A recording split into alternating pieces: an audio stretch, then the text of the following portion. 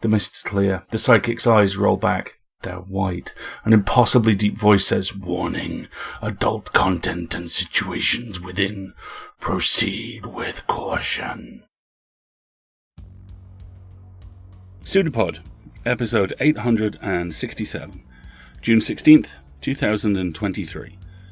This week's story, Chainsaw, As Is, by Gillian King Cargyle.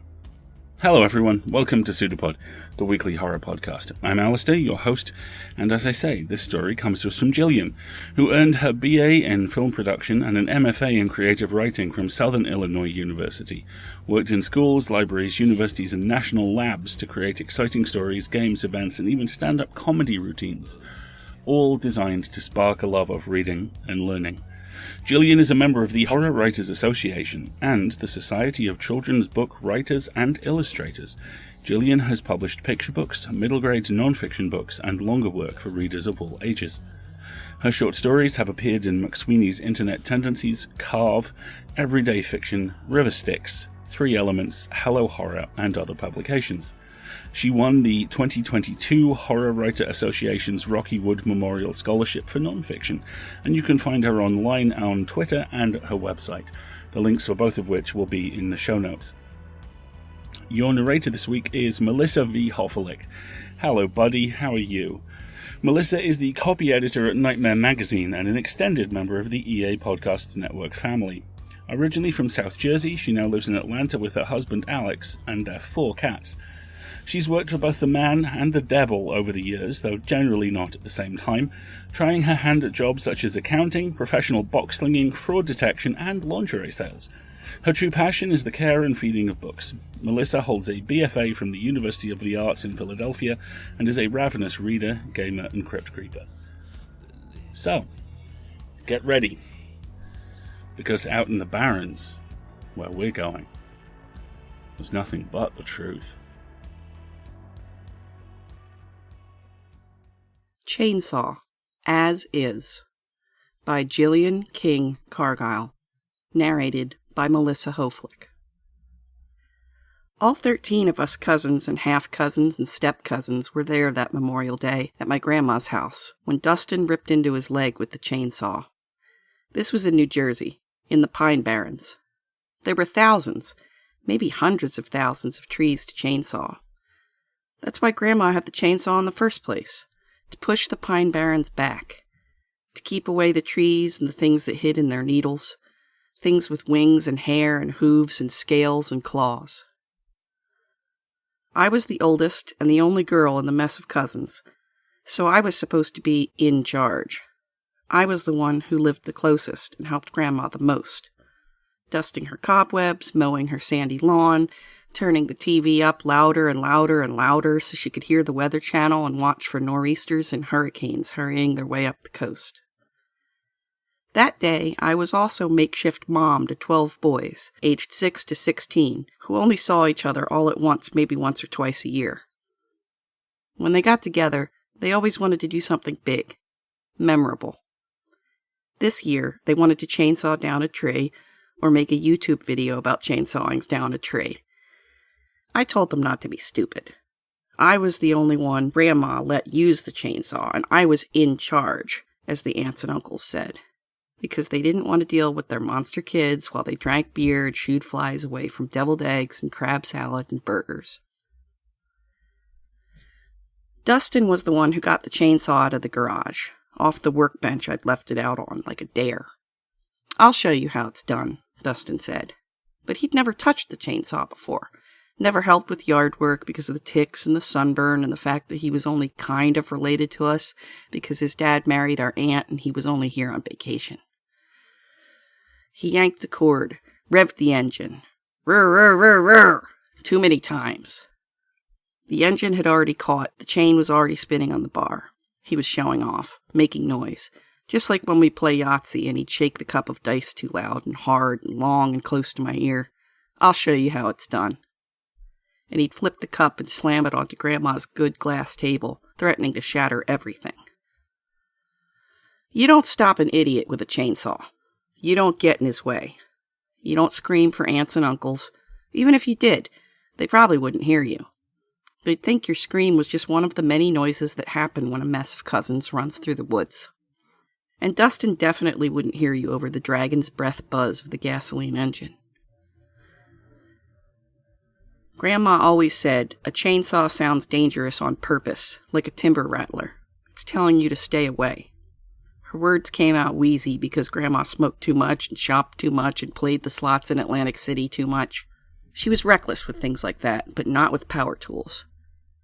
When it came to chainsaws, she wore sunglasses and thick saw-proof chaps and sturdy shoes. In the woods, she was all about safety.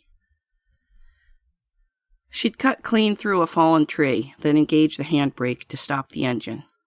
A chainsaw can cut you even when it's not running, she'd say, when it's not rattling its chain as it blurs around the bar. She'd set the saw on solid ground and tell me to come closer now, to feel how hot the bar got when it bored through the tree. The chain teeth were sharp and shiny and warm. One nicked my finger and drew blood.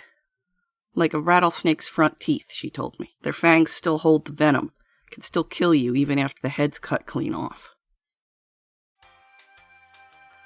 For sale, chainsaw. Loud and dangerous, but so was the person it killed. $50 or best offer. Dustin had messed up front teeth. His smile teeth. One had a chip out of it from when he'd gone over the handlebars of a bike he stole at the boardwalk. He'd hit a patch of sand and landed on his face. I guess he'd always been bad about keeping himself in one piece. Dustin laughed a lot and stuck his tongue through the jagged hole in his smile teeth and had perfected the art of spitting through the gap. "I'll show you how it's done," Dustin said, when he first joined our family 5 years ago and taught the other cousins how to spit. His saliva traced a thin, wet arc through the sky and landed at least 5 feet away from him in the sandy dirt. He was a really good spitter, but he was a terrible lumberjack. When he messed around with that chainsaw, he hit one of the only things that wasn't a tree when so many dry, spindly, punky trunks leaned towards the saw's spinning chain and heffing bar, begging to be bitten by its teeth. His leg didn't come all the way off. That's what people ask me about the most. He didn't cut clear through like you would when you were using the tip of the saw to snap off a sapling at its base. But his leg surely came more off than a leg should. And he didn't cut down to the bone. That's what people ask me about the second most. The artery was the thing he hit, the thing that the teeth of the saw spun through. Grinded, like a bull shark biting through buoys in the Back Bay, like a devil gnawing. Here's what Dustin did. He whipped the chainsaw around in the air like a sad sack Leatherface at the end of Texas Chainsaw Massacre. Then he lunged toward a spindly tree, a small enough victim. The tip of the saw entered the soft bark, sprayed wood chips into his hair. He pushed deeper, not with the cutting bar like you're supposed to, but with the tip, until the saw penetrated bark and hit hardwood. He probably felt so good making that initial cut. It's a good feeling. Engine screaming, body vibrating, nature yielding. But he was wearing shorts and flip-flops. He was not prepared. He couldn't handle the tool. The chain blurred around the bar at 70 miles an hour, fast as a car on the parkway. The difference between a saw and a car is that a car is supposed to get you somewhere all in one piece. A chainsaw's metal is meant to collide, to tear apart. Dustin pushed in like an idiot. The saw's tip hit something unmovable, a knot in the hardwood. The trunk resisted, collapsed on the saw. The saw bucked down and back. It flayed Dustin's leg, calf muscle to knee bone. Then it continued up, up, up, up, 70 miles an hour. Rrr, rrr, rrr, rrr. Finding purchase on his thigh, sinking its teeth in. A strong, solid bite. Blood sprayed like mist off a wave, a strong, sudden breaker, saturating all the cousins who were standing close. He screamed and finally dropped the saw, dropped his finger from the trigger. The pine trees and our clothes and hands and arms and faces were splattered with so many shades of Dustin. We'd all seen enough horror movies and creature features and Shark Week specials to know right then that it was too late. We're basically just blood balloons bobbing through the world, avoiding sharp, tearing things. Once you start bleeding, really bleeding, like Dustin was doing all over the ground in front of us, screaming, trying to hold his leg together, you probably won't stop. For sale, chainsaw. Stain resistant, easy to clean. The 911 people didn't take the chainsaw. That's the thing that surprised me the most. That and all the blood. An ambulance, a fire truck, and a patrol car all answered the 911 call. I thought one of the uniformed guys would have taken the chainsaw or our bloody clothes as evidence, but they didn't. I guess that only happens for murders, not chainsaw as sides. My aunt and step-uncle followed the 911 people to the hospital. The rest of us waited at my grandma's house for someone to tell us what to do. The adults went through the motions of cleaning the grill and covering the deviled eggs and throwing out the fly-filled crab salad and pouring the bottom of the bowl chip dust into their mouths. We almost forgot we were covered in blood until Cousin Aaron tried to reach a red hand into a bowl of Cheez-Its, and Aunt Marcy freaked out. We couldn't go inside to change because Grandma didn't want us dripping Dustin all over the house. I was the one who got the garden hose and twisted the nozzle to full blast, and sprayed the boys until the water running off of them went from red to pink to clear. Everyone kept looking out into the woods where the sandy lawn became scrubby pines, where the chainsaw still sat, where blood now fed the thirsty roots of scrub pines and poison ivy and attracted every manner of pine-barren monster. Throw the chainsaw away, my mom said. She hated clutter. Nobody's going to use it. It's like new, my dad said. Worth something if we just hose it down. Like new, my grandma echoed. She was sitting there buried in thick threaded blankets and had missed most of the thread of the conversation. Dustin was one of her least favorites, but she really liked the chainsaw. Back when she could still lift it, she'd revved it like a badass. Who would want it? My littlest cousin asked. He was 7, and sweet, and still growing into his big kid teeth. I probably wished he had a chip in one so he could spit like his step-cousin. The kid's eyeballs squeezed shut like he was trying to clean the image of Dustin's mangled leg off his eyeballs. It's not like we're going to tell the truth in the one ad, I said. For sale, chainsaw. Great for cutting trees and limbs. Grandma was the one who taught me how to use the chainsaw when I was little. When I was one of the only cousins, step or half or otherwise. Grandma said that chainsaw safety was like driver's safety. You have to understand the power of the machine, and you have to understand how a tree is going to fall, just like you have to understand the road ahead. Grandma would square her feet in the sandy dirt just right so she could control the rattle of the saw and the severing of the tree limb. The engine would shake her thinning arms, but her feet remained planted in the pine needles, immovable objects. The limb always landed square where she planned with a satisfying thunk. She taught me how to oil the chain so it cut clean and how to open the body of the saw to blow out the grit and dead wood that threatened to choke up the exhaust. It's amazing what you can accomplish with an owner's manual, a screwdriver, and some patience. When she got older, I had to start the chainsaw for her.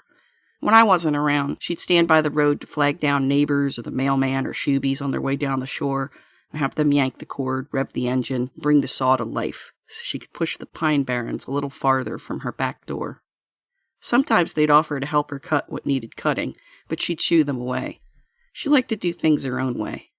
And if she couldn't do them on her own, she could always call me. With Dustin all cut open, we speculated there would be hospital bills to pay, maybe ambulance bills too. Did you have to pay the 911 people? Tip them like reverse pizza delivery drivers? There'd probably be funeral expenses. No one wanted to admit that quite yet. But it just made dollars and cents to sell the chainsaw. And no one wanted to cook dinner either, because we were all still thinking about the way Dustin looked like a faded, wet beach towel, heavy and sandy, when we dragged him out of the woods. We'd need to order some food eventually. White pizza, probably. Nothing with red sauce. Chainsaw. It's new to you. It took our step-cousin, but most of us didn't like him anyway. You can't put that in an actual ad, or in a eulogy. You can't tell people then, when he's chainsawing at death's door, that you always thought something like this would happen. Not the chainsaw part. That was a shock to most of the family, for sure. But the dying part, the dying stupid part, wasn't much of a shock. Where do you document the time he burned down your grandparents' neighbor's shed to see what would happen? Or the time after your grandpa's funeral when he spent the luncheon eating all the crab cakes, breathing out Old Bay breath and bragging about how he was going to grow up to be a long-haul trucker so he could transport illegal shit from state to state? Or the time you and the other older cousins stole beers from the ice-filled cooler to see if you'd get giggly, and he stole a bottle of your dead grandpa's special whiskey because he was the kind of person who didn't know where to draw the line, who could only take and take and take. Where do you record that he was the type of person who always drained things, not because he was thirsty, but because he was empty? Chainsaw. Maybe haunted, but the ghost would probably just sneak tasty cakes and beers from your grandma's fridge and 20s from her wallet to buy more tasty cakes and beer. My grandma had a book about haunted places up and down the Jersey Shore. She'd read it to me before there were too many cousins to tuck in. Some places, she told me, are set apart for shipwrecks. I think about that a lot. Not the shipwreck part, really. Not this far back in the Pine Barrens. But the idea that there are places where bad things always happen. Where the devil peeks through the pines and sees you being bad. Grandma told me about the devil, too. How he's in these woods, where the ocean drains to the bay, loses its salt, and becomes the river. The devil's mother was a witch from Leeds Point who had too many children, 12. So the 13th one she cursed, the Jersey Devil. She cursed him to be red and hairy and winged and horned and homeless, and so he is. She cursed him to eat the entrails of dogs and deer and wicked children, and so he does. The devil's feet are hooves, his nails are claws, his tongue is forked. Sometimes he's a man disguised in dead night's darkness. Sometimes he's a dancer, tap-trampling on your rooftop. And he swims, too. He can be the rolling red tide that chokes the water and poisons the shellfish. Some people think he was the killer shark that swam into the Back Bay and killed 5 boys, fishermen's sons, in the summer of 1916. My grandma believes it. I believe it, too. The Jersey Devil is the reason you have to cut down the trees, to keep them from creeping up on the property too close to the house, windows, and beds. Nobody can be good all the time, and you don't want him to see you being bad. For sale, chainsaw, very safe, in skilled hands. Keep out of reach of wicked children. I was the one who went back into the pine trees with a bucket of soapy water while the rest of the family waited for a call from the hospital. I was the one who splashed the water and sudded the bloody pine-needled ground. I was the one who carefully sprayed off the toothy spikes of the chain to make sure we weren't going to sell anyone chunks of our least favorite step-cousin when the time came. I told myself to think of cleaning the chainsaw like cleaning a cutting board after trimming the throwaway fat off a nice slab of meat. I was the one who remembered the way Dustin ripped the legs off of stranded, struggling horseshoe crabs at the beach so their blue blood streaked the dry sand. I was the one who remembered trying to save the white jellyfish, the non-stingy jellyfish, picking them off the beach and putting them back into the water until he grabbed them and threw them like frisbees. Threw them at me and the other cousins so they spattered against our bare skin. I was the one who remembered him holding our younger cousins under the waves and liking the way they struggled. He was bigger and older and would pretend to teach them how to body surf before he'd attack. I'll show you how it's done. And the way he'd grab me in the water and snap my straps against my sunburned shoulders and try to stick seaweed and dead crab legs down the front of my one-piece suit.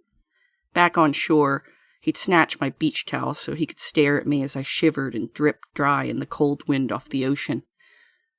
He told me I was his favorite step-cousin. But maybe everyone remembered. Maybe my parents and my other aunts and uncles talked about it while they waited for the call. Maybe we all secretly came to the same conclusion, that if his life hadn't drained out here, he would have pissed it away in a few weeks or months or years. Maybe it was the inevitable that made the chainsaw gnaw into Dustin's thigh, spraying red mist into the air. I was also the one who'd taken off the chainsaw's handguard and chain brake that morning. The things that make chainsaws a little more idiot-proof. The things that stop the chain from spinning and the bar from pressing in when your blade bucks, when you grind up against something unmovable. It's amazing what you can accomplish with an owner's manual, a screwdriver, and some patience. I was the one who was tired of him saying, "I'll show you how it's done," and stealing 20s out of Grandma's wallet. I was the one who wouldn't forget how he'd found me in Grandma's garage after a long day at the beach when most of the cousins were sleeping. Most of the adults were sleeping off afternoon beers. Here's what Dustin did. He told me all the things he'd learned since I'd seen him the summer before. All the things girls in his hometown let him do to them. He cornered me by the tools, pushed me up against the pegboard so the metal hooks pressed into my back, so that I was unmovable. I thought that when he finally let me loose, I'd have impressions of pegboard stippled along the skin of my back like acne scars. He pushed his hands up under my shirt and whispered in my ear so close I could hear his breath hiss over his chipped front tooth. "I'll show you how it's done. For sale, chainsaw. All the blood is cleaned off it now. I told him to leave me alone." While all the aunts and uncles waited for the call from the hospital and thought about what halfway decent black clothes they'd packed in their suitcases, I sat next to the clean chainsaw on the dirty pine needles and waited to see if the Jersey Devil would show himself. I imagined him coming to the forest floor to claim me. Pictured his black claws slashing, tearing through my t-shirt and my white belly skin beneath. I wondered if his wings, when they flapped, would chill my exposed innards, if his red fur would tickle what remained of my flesh. Did Dustin feel the pine and gasoline-scented air inside his leg when he cut it? Could a wound still feel when you cut that many layers deep? If the Jersey Devil did come to claim me, would I try to stop him? Or would I let him dig inside me, take what he wanted, eat till I was hollow, till I was gone? But the Jersey Devil only eats wicked children. Was I wicked? I lay on the cooling carpet of needles and decided to let him taste me, to let him decide. I sat until Memorial Day evening turned to full dark, till stars strained to shine through the pine boughs. Then I heard him. He was tapping in the darkness above my head, trampling over and around and up and down the treetops so that branches shivered and shed their driest needles. His hoofbeats echoed through the pine barrens like Grandma's coughs in the morning. When he flapped to the ground, he whipped up a hurricane of pine needles. They stung my summer bare legs and arms. The devil was red and hairy and winged and horned and hooved and homeless. The devil planted his claws in the sandy soil, spreading out and down, taking root in the blood. He'd come here to feed. By the weak moonlight trickling through the pine boughs, I watched him stand, and I could almost believe he was a man. His owl-wide eyes ogled me, then the chainsaw, then me again. He folded to the ground like a beast. His snout snuffled the bloody pine needles. His forked tongue licked the bar of the chainsaw, clicked along the chain's teeth. He breathed in like he could inhale the whole forest. I clutched the sandy ground, but felt myself slipping toward him. His eyes were on me now, ocean abysses. I could have given up and drowned, but I forced myself to breathe, to stare down the gut-eater, the hoofed dancer. The Jersey Devil snuffed around me now. His snout wet my neck, my shirt, my arm, my hand. He paused, breathed in and in and in, licking at the fingers that had gotten greasy that morning, loosening the safety bolts, removing restraints. The devil reared back and brayed.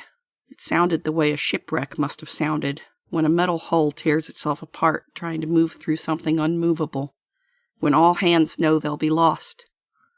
I thought my family must have heard it from the house, but no one bothered to look for me or check on the night screaming up from the forest. I scrambled away from him until my back hit a half-sawed tree trunk. He rose up on hind legs and stood like a man again, eclipsing the moon. One taloned hand swept the ground at my feet, nearly slicing off the fronts of my sneakers. Instead of my toes, he came away with a claw full of blood-clotted pine needles. His broad mouth broke into a bestial grin. He hissed through his jagged smile teeth, his fangs, and he leapt into the air and disappeared over the trees. For sale, chainsaw. Licked clean. The Jersey Devil was hungry. I needed to feed him. My legs rattled as I carried the newly cleaned saw through the woods to my grandma's garage. Inside the house, they'd gotten the call. Some of the cousins were crying, the ones who still remembered Dustin as a smiley guy and a really great spitter. I remembered him differently. I spent that night repairing the chain brake, making the saw once again idiot-proof. Surely someone else could get some use out of a good, sturdy tool. Chainsaw, as is. Clean and in good working order. It's seen some use, but the teeth are sharp, the engine is willing, and it gets the job done.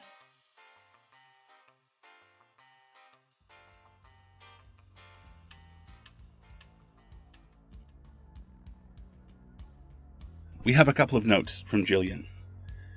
Jillian grew up in the landlocked corn country of Illinois, but every summer she'd visit her grandparents on the Jersey Shore.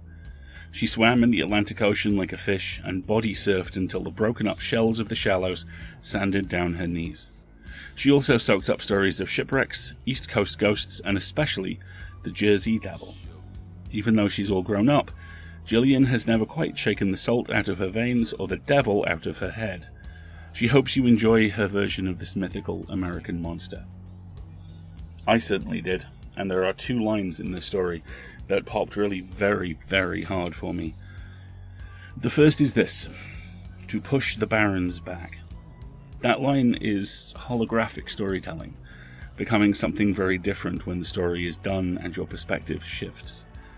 Grandma using the chainsaw isn't just a constant battle against the woods, it's a constant battle against everything and everyone. She's still competent, still alive, still cutting. She just needs a little help, pushing the barons back. The biggest way she does that is to show the narrator how the chainsaw works, and of course she isn't just showing her how the chainsaw works. She's telling her that she has to push the barons back too, and that isn't right, or fair, or just. But there are ways. Second line is this: not because he was thirsty, but because he was empty. Family is a shield. Sometimes that shield protects the wrong people. Sometimes it's, oh, they're just like that, not why are you like that. Sometimes it's siding with the person who is always in the wrong because that feels easier than helping the person who always needs help. Sometimes your family's ghosts aren't dead relatives, they are living phrases. Syllabic banquos, always at the table right next to you.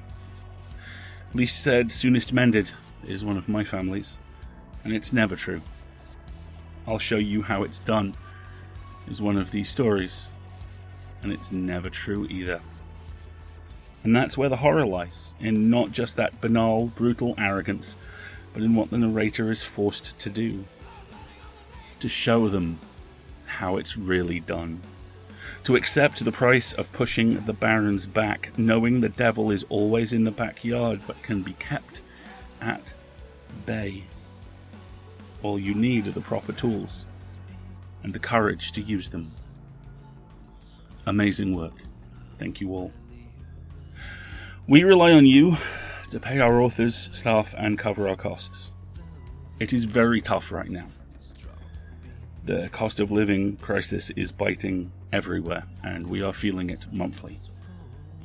If you can, please support us. We've got PayPal and Patreon subscriptions that start at $5 a month.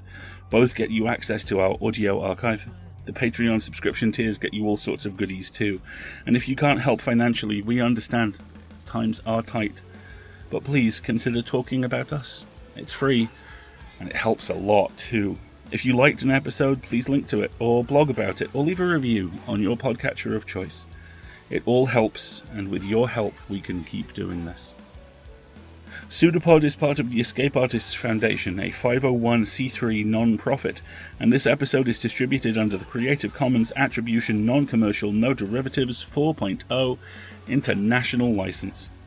And PseudoPod knows this will be good for the cutting. We'll see you next time, folks.